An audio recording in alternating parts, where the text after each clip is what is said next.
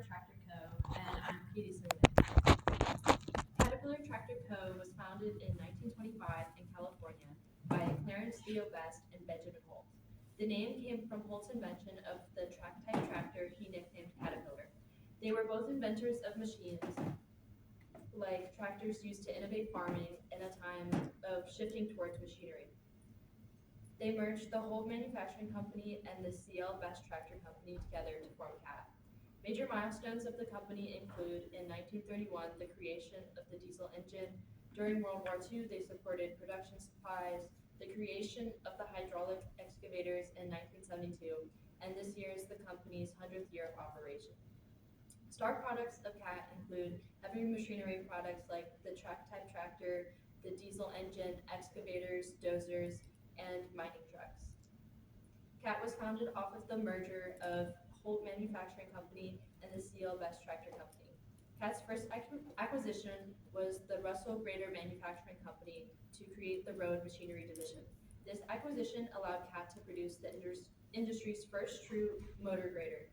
Most recently, they have acquired Tangent Energy Solutions, which is a US-based energy as a service company to help better serve customers for reliable, efficient, and sustainable connected power solutions that support business operations while generating new revenue streams, said Jason Kaiser, the vice president of CAT.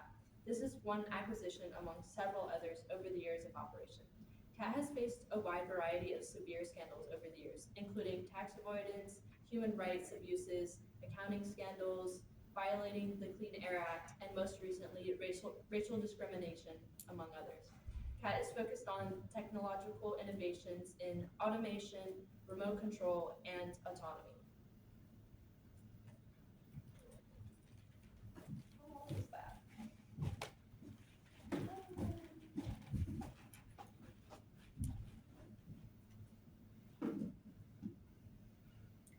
Hello, I'm Kendall Hay, and my slide was resources and firm theory. With Caterpillar's resources, it buys high-quality raw materials like steel, rubber, or iron from many firms. The company is capital-intensive, which means that it depends on many investors. It has about 192 donors from many other countries, which can mean that the company has strong networking ties, especially if some of those have been donating since 1927 to help keep the company afloat. Those investors help high-costing fixed assets like automobile manufacturing, telecommunications, and oil production to continue. This can be a good thing or bad thing on either side. The company has many locations which can create some forms of outsourcing to continue to sell their products to buyers or renters. They can still make in-house productions, especially in their own facilities, but they seem to mostly rent out to local communities for more profit, and they're more likely for like in-house production. It's usually pretty high in America where they would rent out and have their own like renter stores and facilities.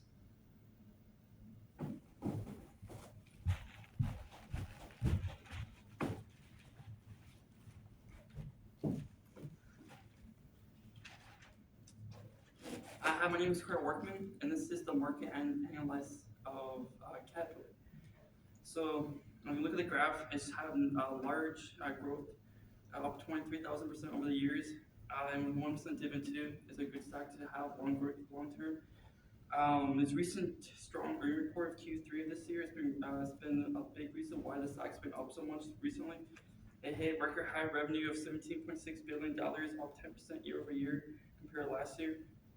And the company's also grown its backlog contracts to $39.8 billion, which has helped shape what future revenue could look like for the company. The only struggle the company is having is with tariffs impacting the marginal costs, with the tariffs costing them just in Q3 in 2025 $5 to $6 million the company estimated, and then by the end of the year it's estimated that the tariffs will cost 1.5 to 8.8 billion dollars in the year. Even with this mixed Q3, Caterpillar has hit an all-time high of $603 just actually this week, and looking still have a strong volume at 2.2 mil, which is good for helping with that growth of the stock long term. The demand for Caterpillar is continuing to grow. We can see this with the Q3 backlog contract of $39.8 billion.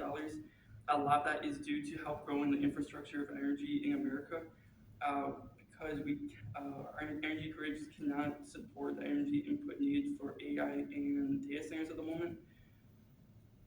And that industry alone of energy is expected to grow 12 times by 2035. And we can see that how that's affecting Caterpillar's revenue and growth as well. Their energy department grew 17% just Q3 alone, which is massive for them. And they're expected to their department grow 2.5% over 2024 to 2027 alone.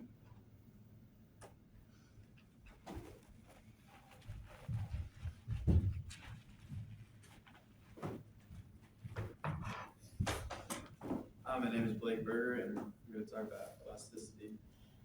The price elasticity of demand for Caterpillar products show inelastic behavior. The construction and mining of industries require Cat equipment for projects completion, so price increases will not stop companies from buying their machines.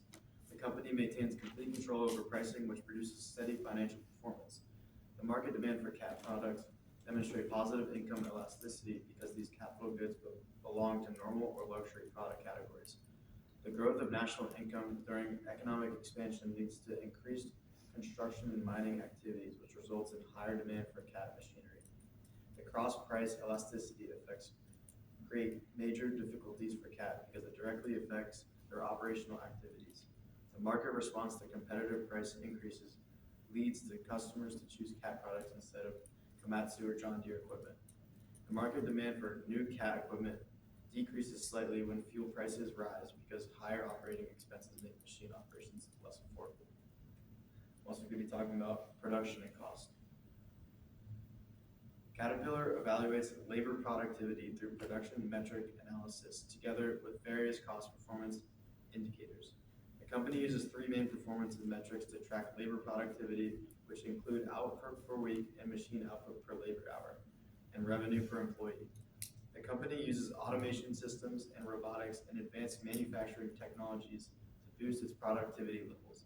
The cost structure at Caterpillar consists of both fixed and variable expenses. The company maintains fixed costs through its large manufacturing facilities and expensive production equipment and salaried engineering staff and research expenses.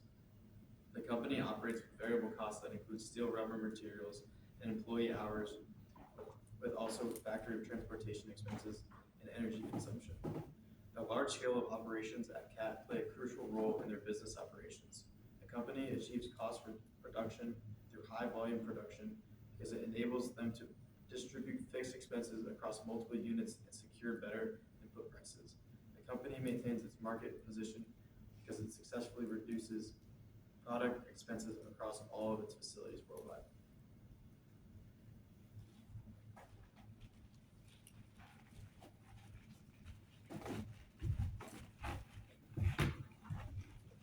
So for market structure, it is very clear that the market structure runs under the oligopoly branch because it owns multiple brands and has many other shop locations globally. Of course, they also have some high-stake competitors, which are from the Netherlands and Japan, that also build construction equipment. Since this company rents out its supply, it can choose to lower prices for its own sake. There are barriers to entry and try to compete with the company. For example, it makes profit off of the color yellow used in their construction vehicles and or other products produced with a trademark like the slogan CAT. The company manages in different ways. It wants to make a profit by dubbing into other various versions of many products that were already produced in other said companies, like making their own smartphones, wind turbines, or other farm equipment.